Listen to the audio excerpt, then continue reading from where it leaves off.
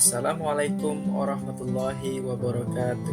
Saya Mulyadi dari SD Negeri 04 Hauk, Kota Padang, calon guru penggerak angkatan 7. Bapak Ibu guru hebat, pada kali ini izinkanlah saya memaparkan tugas modul 1.1 demonstrasi kontekstual dari pemikiran filosofi Ki Hajar Dewantara serta implementasinya di sekolah saya. Filosofi Pendidikan Ki Hajar Dewantara. Menurut Ki Hajar Dewantara, tujuan dilakukannya proses pendidikan adalah untuk menuntun segala kekuatan kodrat yang ada pada anak-anak agar mereka dapat mencapai keselamatan dan kebahagiaan yang setinggi-tingginya, baik sebagai manusia maupun anggota masyarakat. Ki Hajar Dewantara mengibaratkan sekolah seperti taman. Beliau menginginkan pendidikan ini sebagai sarana tempat bermain bagi anak dan memberikan kegembiraan, kemerdekaan untuk tumbuh dan berkembang sesuai dengan keinginan dan kemampuan masing-masing individu. Dalam menuntun laku dan pertumbuhan kodrat anak, Ki Hajar Dewantara mengibaratkan peran pendidik seperti seorang petani atau tukang kebun. Anak-anak itu seperti biji tumbuhan yang disemai dan ditanam oleh Pak Tani atau Pak Tukang Kebun di lahan yang telah disediakan. Sesuai pemikiran Ki Hajar Dewantara, peran pendidik antara lain adalah menuntun. Dalam proses menuntun, anak diberi kebebasan, namun pendidik sebagai pamong dalam memberi tuntunan dan arahan agar anak tidak kehilangan arah dan membahayakan dirinya.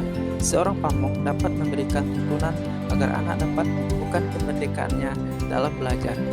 Seorang pendidik diibaratkan sebagai seorang tukang kebun, di mana ia haruslah menjaga dan merawat tanamannya seperti menyiram, memberi pupuk, serta menghindarkan tanaman dari hama. Budi pekerti merupakan keselarasan hidup antara cipta, rasa, karsa, dan karya. Keselarasan hidup anak dilatih melalui pemahaman kesadaran diri yang baik tentang kekuatan dirinya, kemudian mengelola dirinya agar mampu memiliki kesadaran sosial. Sebagai seorang pendidik, kita tidak boleh lagi mengutamakan tuntutan pada anak, di mana anak harus memiliki kemampuan sesuai keinginan orang dewasa. Namun sebaliknya, kita harus memberikan tuntunan yang baik dari segala kodrat anak yang sudah dibawa sejak lahir, sesuai dengan pemikiran Ki Hajar Dewantara, di mana pendidikan harus berpihak pada anak. Ki Hajar Dewantara juga menjelaskan bahwa pendidikan harus sesuai kodrat alam dan kodrat zaman. Kodrat alam yang dimaksud adalah bahwa pendidikan harus sesuai dengan lingkungan tempat tinggal dan kearifan lokal peserta didik, sehingga peserta didik dapat mengenali, melestarikan, dan mengembangkan kebudayaannya.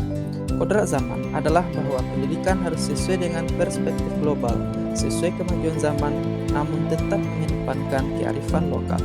Seorang pendidik harus bisa memberikan kebebasan kepada anak untuk mengembangkan ide, berpikir kreatif, inovatif, dan bereksplorasi, atau dengan kata lain yang disebut dengan merdeka belajar. Implementasi di sekolah saya. Untuk mencapai tujuan pendidikan, beberapa program telah saya lakukan, antara lain menuntun dan mengarahkan peserta didik sesuai bakat, minat, dan kebutuhan melalui program bimbingan, ekstrakurikuler, dan literasi.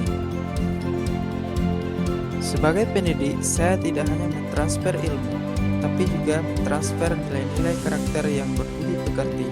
Dalam hal ini, saya melaksanakan pembiasaan 5S, yaitu salam, senyum, sapa, sopan, dan santun. Dalam pembelajaran, saya juga menanamkan karakter disiplin kepada anak, misalnya mengangkat tangan ketika mau berbicara. Di bidang religius, sekolah menjalankan program sholat zuhur berjamaah bagi peserta didik. Dalam kegiatan pembelajaran, saya juga merancang kegiatan pembelajaran yang variatif dan menarik.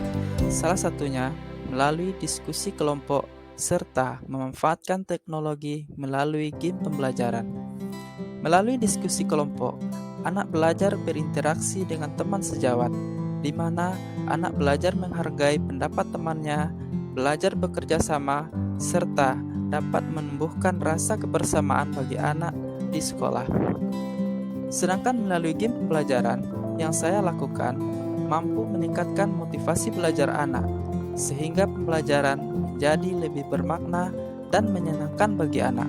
Selain itu, Saya juga memanfaatkan alam sebagai sumber belajar sesuai dengan kodrat alam di mana anak tumbuh dan berkembang.